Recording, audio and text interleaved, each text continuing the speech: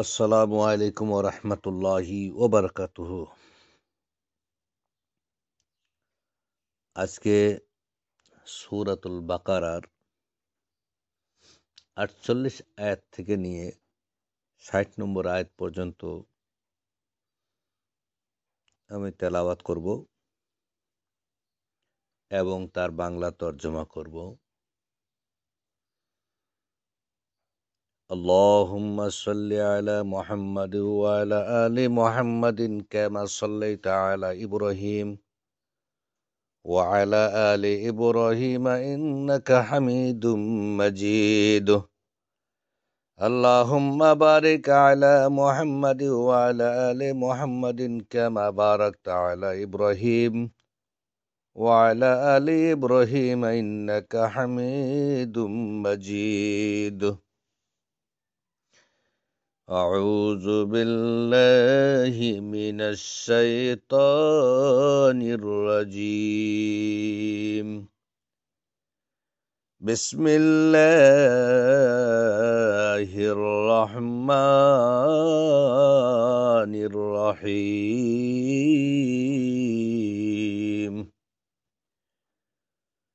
يا بني إسرائيل اذكروا نعمتي التي أنعمت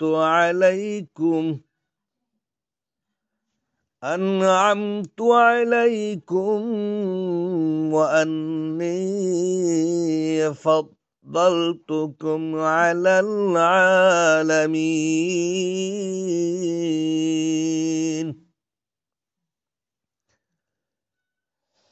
واتقوا يوما لا تجزي نفس عن نفس شيئا ولا يقبل منها شفاعة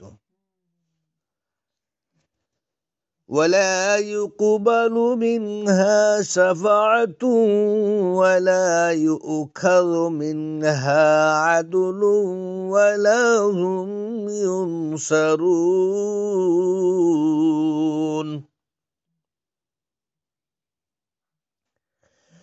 وإذ نجيناكم من آل فرعون يسومونكم سوء العذاب يذبحون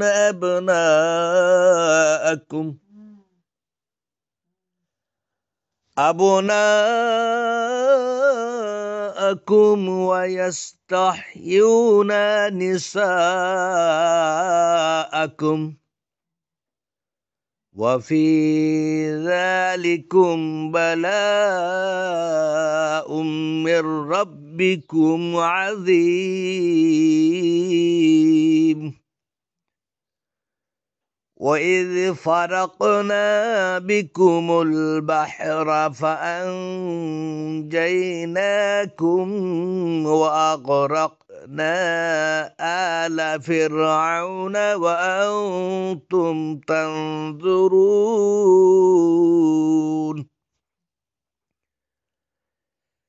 وإذ واعدنا موسى 40 ليلة ثم اتخذتم العجل من بعده وأنتم ظالمون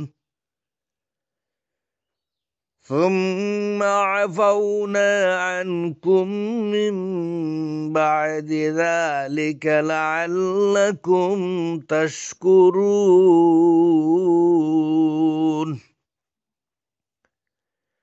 وإذ آتينا موسى الكتاب والفرقان لعلكم تهتدون.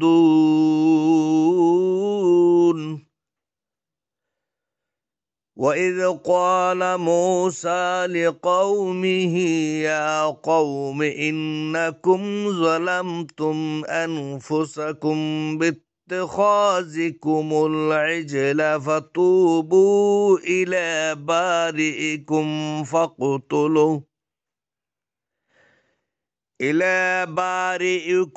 فاقتلوا أنفسكم ذلكم خير لكم عند بارئكم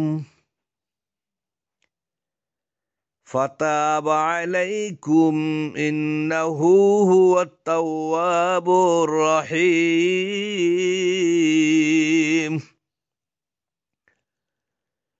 وإذ قلتم يا موسى لن نؤمن لك حتى نرى الله جهرة فأخذتكم الصاعقة وأنتم تنظرون ثم بعثناكم من بعد موتكم لعلكم تشكرون وظللنا عليكم الغمام وأنزلنا عليكم المن والسلوى كلوا من طيبات ما رزقناكم وما ظلمونا ولكن كانوا أنفسهم يظلمون وإذ قلنا ادخلوا هذه القرية فكلوا منها حيث شئتم رغدا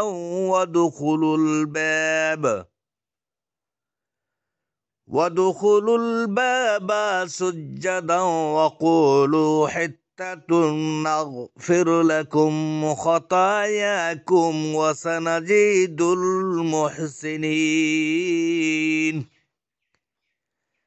فبدل الذين ظلموا قولا غير الذي قيل لهم فأنزلنا على الذين ظلموا رجزا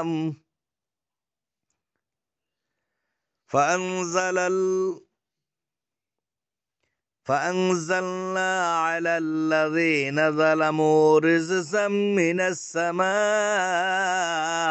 بما كانوا يفسقون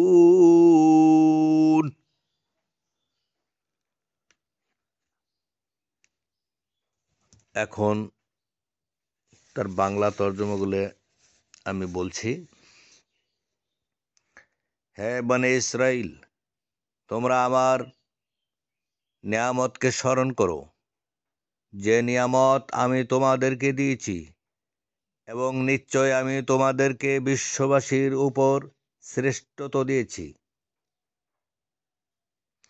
আর তোমরা সেই দিনকে ভয় করো, যেদিন কেউ কারো কোনো কাজে আসবে না, আর কারো পক্ষ থেকে কোনো সুপারিশ গ্রহণ করা হবে না, এবং কারো কাছ থেকে কোনো বিনিময় নেওয়া হবে না, আর তারা সাহায্যপ্রাপ্তও হবে না। আর স্মরণ করো যখন আমি তোমাদেরকে ফিরআউনের দল থেকে রক্ষা করেছিলাম।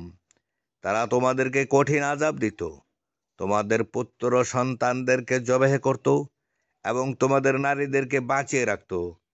আর এতে তোমাদের রবের পক্ষ থেকে ছিল মহা পরীক্ষা।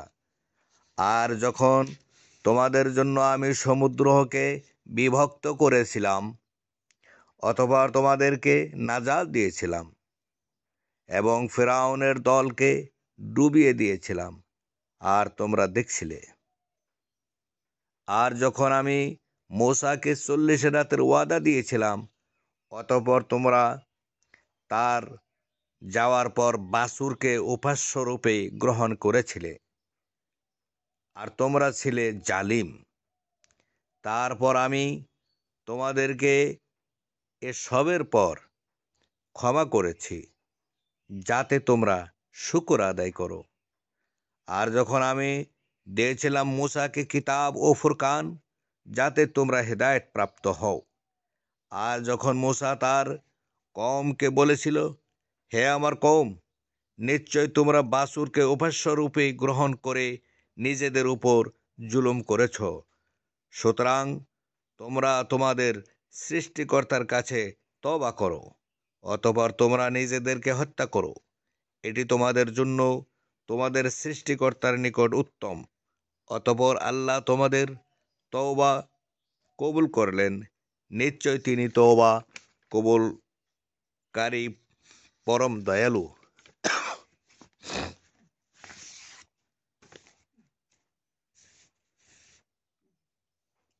আর যখন তোমরা বললে, হে মুসা, আমরা তোমার প্রতি ঈমান আনব না যতক্ষণ না আমরা প্রকাশ্যে আল্লাহকে দেখি। ফলে বজ্র তোমাদেরকে পাকড়াও করল, আর তোমরা তা দেখছিলে। অতঃপর আমি তোমাদের মৃত্যুর পর তোমাদেরকে পুনরায় জীবন দান করলাম, যাতে তোমরা শুকর আদায় করো। আর আমি তোমাদের উপর মেঘের ছায়া দিলাম এবং তোমাদের প্রতি নাজিল করলাম মান্না ও সালওয়া। তোমরা সে পবিত্র বস্তু থেকে আহার করো যা আমি তোমাদেরকে রিজিক দিয়েছি। আর তারা আমার প্রতি জুলুম করেনি, বরং তারা নিজেদেরকেই জুলুম করত। আর স্মরণ করো যখন আমি বললাম, তোমরা প্রবেশ করো এই জনপদে, আর তা থেকে আহার করো তোমাদের ইচ্ছা অনুযায়ী স্বচ্ছন্দে, এবং দরজায় প্রবেশ করো মাথা নিচু করে, আর বলো ক্ষমা। তাহলে আমি তোমাদের পাপসমূহ ক্ষমা করে দেব, এবং নিশ্চয় আমি সৎকর্মশীলদেরকে বাড়িয়ে দেব। অতঃপর জালিমরা পরিবর্তন করে ফেলল সে কথা যা তাদেরকে বলা হয়েছিল, ভিন্ন অন্য কথা দিয়ে। ফলে আমি তাদের উপর আসমান থেকে আযাব নাজিল করলাম, কারণ তারা পাপাচার করত। আসসালামু আলাইকুম ওয়া রাহমাতুল্লাহি ওয়া বারাকাতুহু।